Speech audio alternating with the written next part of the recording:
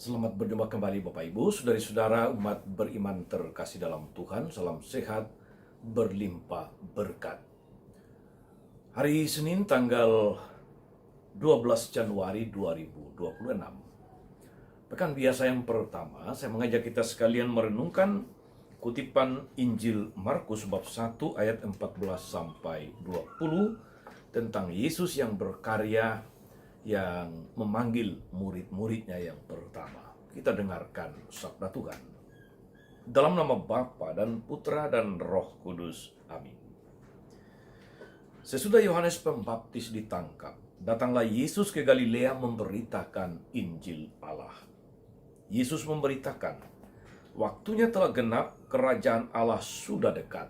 Bertobatlah dan percayalah kepada Injil.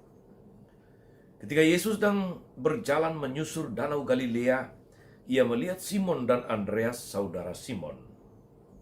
Mereka sedang menebarkan jala di danau, sebab mereka penjala ikan. Yesus berkata kepada mereka, "Mari, ikutlah aku, dan kalian akan kujadikan penjala manusia." Mereka segera meninggalkan jalannya dan mengikuti Yesus.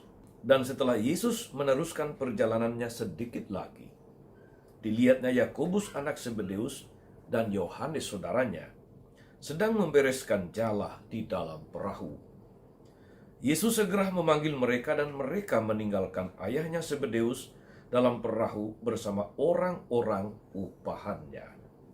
Lalu mereka mengikuti Yesus. Demikianlah sabda Tuhan. Bapak Ibu saudari-saudara umat beriman terkasih dalam Tuhan kita Yesus Kristus.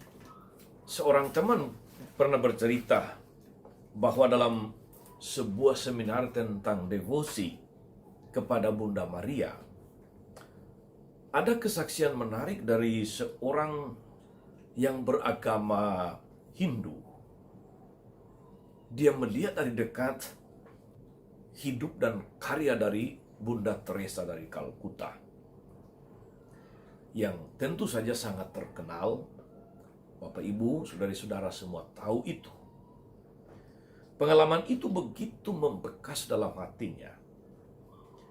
Ketika melihat para biarawati mengurus orang-orang miskin di Kalkuta, pertanyaan mendasar dalam hati, dalam batinnya ialah, mengapa orang ini dan para susternya melakukan pekerjaan-pekerjaan yang justru dijauhi oleh banyak orang? Pengalaman itu membuatnya melakukan semacam pencarian spiritual, sebuah perjalanan rohani. Melalui berbagai macam meditasi, pengolahan daya-daya batin, dia sampai pada pengalaman mistik pertemuan dengan Bunda Maria. Sampai hari ini ia tetap menjadi seorang Hindu yang beriman, tetapi dengan penghormatan dan penghargaan yang tinggi kepada Bunda Maria sebagai pribadi istimewa yang telah menginspirasi Bunda Teresa dari Kalkuta. Pertemuan dengan seorang Ibu Teresa telah mengantar orang ini menemukan tokoh yang lebih besar, yaitu Ibu Mesias, Bunda Maria yang kita hormati.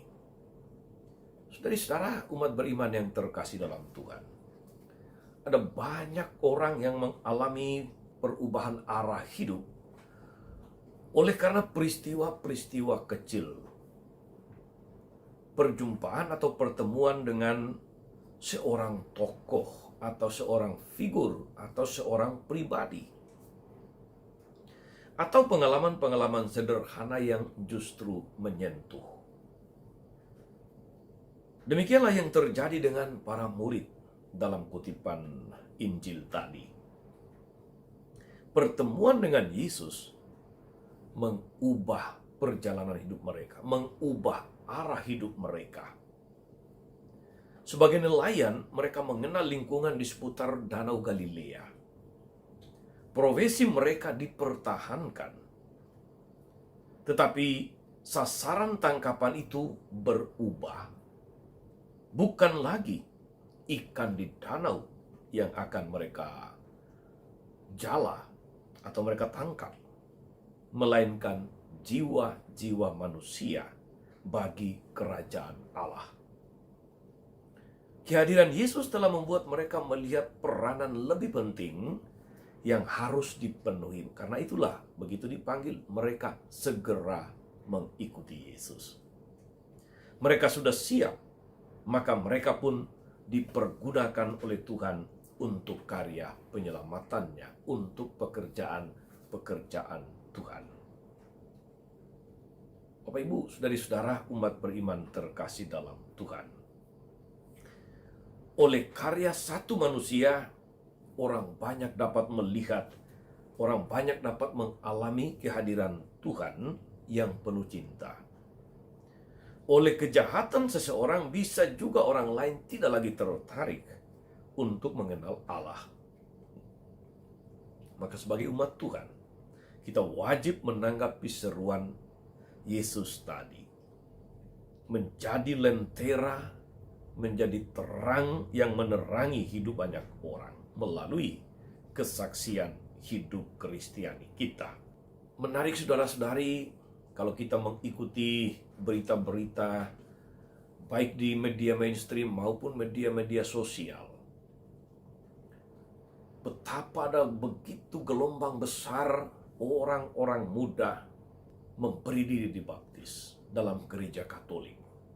Di benua Amerika, di Eropa, di Asia, orang berbondong-bondong menjadi warga gereja Katolik, menjadi pengikut Yesus. Apa sebetulnya yang melatar belakangi gerakan yang besar ini, saudari-saudara?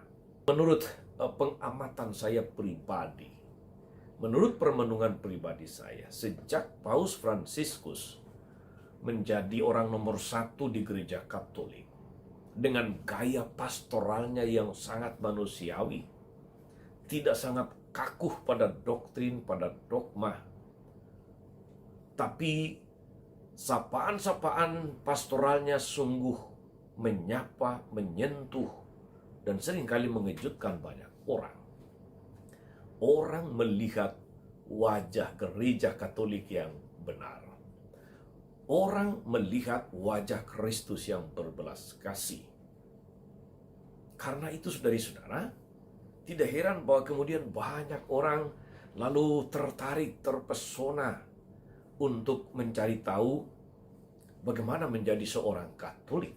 Karena pribadi Paus Fransiskus yang luar biasa. Lihatlah saudara-saudari bahwa karena kesaksian hidup pribadi seorang Paus Fransiskus, banyak orang kemudian kembali ke gereja. Banyak orang tertarik menjadi pengikut Kristus. Banyak orang memberi dirinya dibaptis. Ini juga menjadi inspirasi bagi kita.